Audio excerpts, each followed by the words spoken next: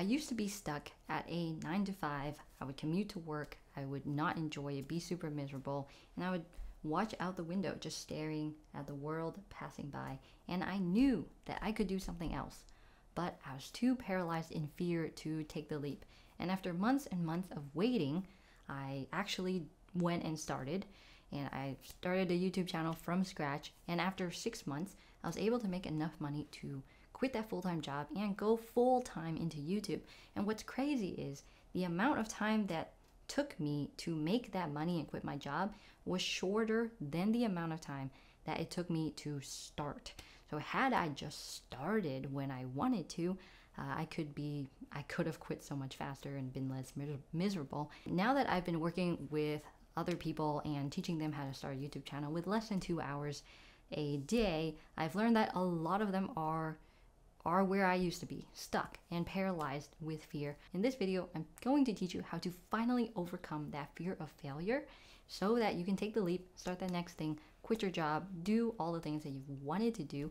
I'm going to cover these 3 things. First, I'm going to talk about why going after your goals is not a failure and that you'll always be a winner even if you do fail by somebody's definition of the word failure. Second, I'll talk about how to unlock unlimited motivation to go and do the thing. And third, we'll talk about how to actually start, how to break down the task so small that we can take that first step. To start though, it's important to know that your fear of starting, fear of failure is not your fault. And once you understand this incredible mindset shift, like you'll just unlock this part of your mind that will allow you to take this step. So to explain this, it's actually really easy to understand, but it can be a little complicated. So let's take an example. We've got 2 kids. Let's say they're like age 7. You've got Adam and Bobby. Now, Adam and Bobby are about the same age. They were born in around the same time, in the same place, pursue a lot of the same skills.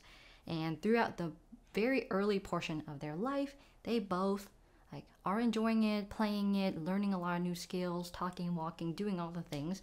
And eventually, they both encounter this roadblock. Let's say it's like their first test ever in kindergarten, their first roadblock. And Adam pushes through. Maybe he failed a couple times, but he pushes through the roadblock, and now he excels farther and farther. He's playing a bunch of sports, musical instruments, have really good grades and all that. And Adam is stuck. He might have taken the test, failed, and decided, hey, I'm not going to try anymore. Like soccer, I'm not going to try that. Guitar, I'm not going to try that. Taking new classes or whatever, he's done. But what's crazy is these behaviors are not their fault.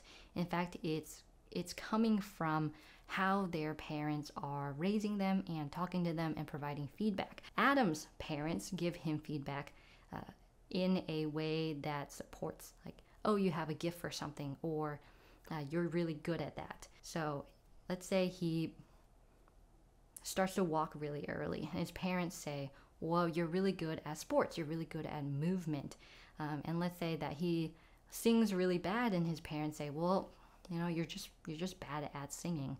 And by giving him that feedback, now he takes that in and takes that identity for the rest of his life. Now, same thing with Bobby. Bobby's parents give him different feedback that is like, I really love the effort, keep on going, like you're trying so hard, and that type of feedback that rewards the effort and persistence that he's putting in. Now, all of this is researched and studied by Harvard psychologist Carol Dweck, who also wrote the book Mindset on this very topic. And if you do want to read more about mindset, it is a great book. One of the most important things that it states is that even if you have a fixed mindset, once you know you do, you can stop and teach yourself how to have a growth mindset. So it is not your fault that if you have a fixed mindset, that's okay. It's not your fault. You can fix it. You're not in a fixed mindset. You can grow. Now, one of the things about having a fixed mindset is that it makes starting anything new feel like a crippling anxiety disaster feeling. You probably know what this feels like. If someone is inviting you to go try something new and you have this fear that like what if I'm bad at it, or like what if I can't do it well, that is the fixed mindset holding you back. But good news is you can change to a growth mindset, and once you do, you can push past all these mental roadblocks and these barriers and do what you know you can do. So now that you know why it's so hard to get started, let's move into why pursuing your dreams and chasing your goals is not a waste of time, and it never will be, despite sometimes failing or messing up by some standard of failure out there. So when starting something new, people tend to go towards the worst case scenario possible. If you're asking someone out, you're probably imagining like they're gonna say no. They're gonna think I am stupid, lazy, smelly, and I don't know, wear ugly clothes. But by thinking this, it makes the leap so hard to do. Like if I think that someone will call me all those things, like I'm terrified, I'm not gonna ask them out. That's absolutely terrifying. But once you understand this next point, you'll understand that even if the worst thing happens and you don't succeed at it, then you'll still come out of this a winner. So a while back, I watched this video by a small YouTuber named Camilla Ray, and she has been on YouTube for about 2 years. She's been posting, I don't know, like 200 videos. She's been posting so many videos, but she has about 500 subscribers. So someone else might look at that and think, oh, like she's doing all this hard work for nothing. Like she's putting in so much effort, but she's getting nothing out of it. Well, she made a video about her experience having 500 subscribers and how it's changed her life. Not in the way that you think it has, because like she hasn't made any money on YouTube, she's not monetized, but she has learned invaluable skills such as filming herself, talking to a camera, storytelling, digital marketing, pre-production, editing, post-production, all these things, right? She has all these skills now because she's been doing this for so long. And despite not having any money come off YouTube, she's gotten a bunch of monetization opportunities off YouTube. Her friends now ask her to film different projects.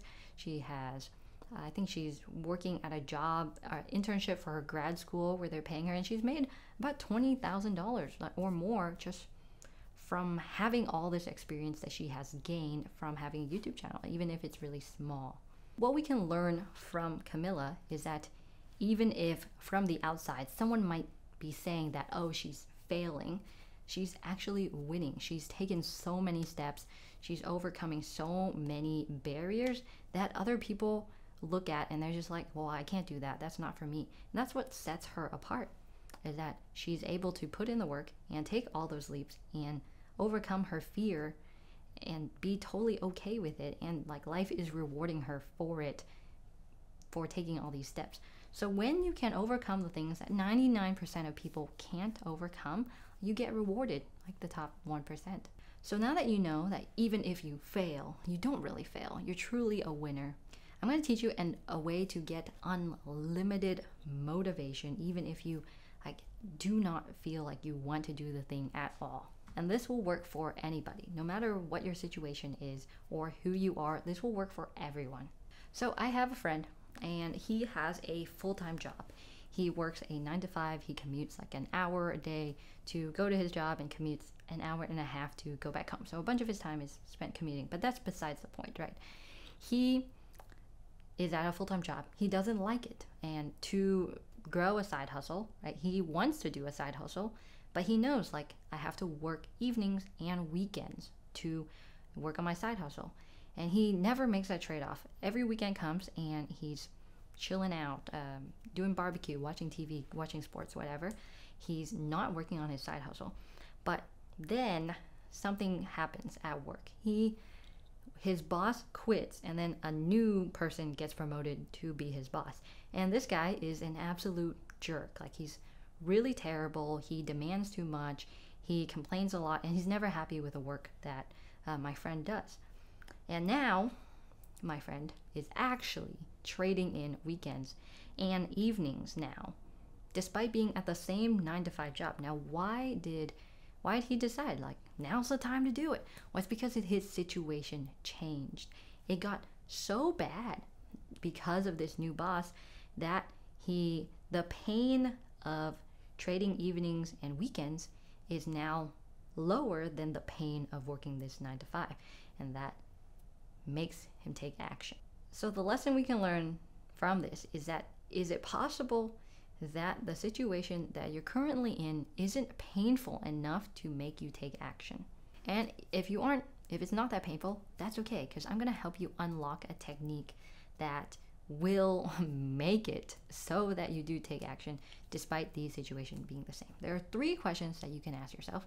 1, if nothing changed in the next 3 years, how would I feel about my situation? If you are in that situation where you have a 9 to 5 and you're making ends meet and you really want to do something on the side so that you can get time and location freedom, like if nothing changed for the next 3 months, how would you feel about it? In 3 months, you probably feel the same. You don't feel any worse. But what about if I ask you that, but for 10 years? Let's say you're 30 now and you're in that exact situation. You have a full-time job making ends meet and you want to start something new. If you imagine yourself being in that exact same place for the next 10 years until you're 40, how would you feel about that? And now imagine, what if the situation was worse? What if I, instead of working 9 to 5, had to work 80-hour weeks? What if I was working 80-hour weeks and not even making ends meet? What if I had to take out loans to now support my lifestyle and I have 0 time, I'm not fit, and I'm stressed out all the time and all those things? Like, what if your situation was that bad? Would you take action now? So I want you to really think about these questions and like journal, think about it, really put in some thought and consider, like, what if your situation had changed to be so bad so that you would take action? Try to really feel the emotions and the regrets and disappointments and just like be in that situation and really feel what that feels like. So if you do follow this process, you can now simulate the pain that you could feel so that you'll take action. So I work with some clients who really want to start a YouTube channel and they've been wanting to start for several years now. And something happens where they decide, like, I'm going to start now.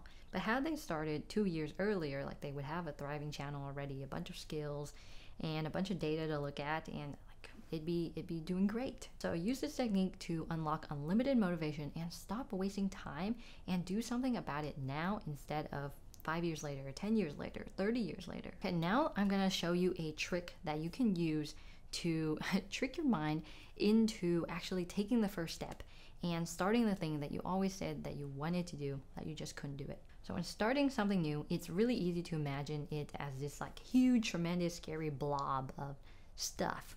When people want to say, start that side hustle or make content or make videos, like, it's such a big idea. And like, what does that even mean? What does make a side hustle mean? You don't just make a side hustle. Like, there's steps that go into it, right?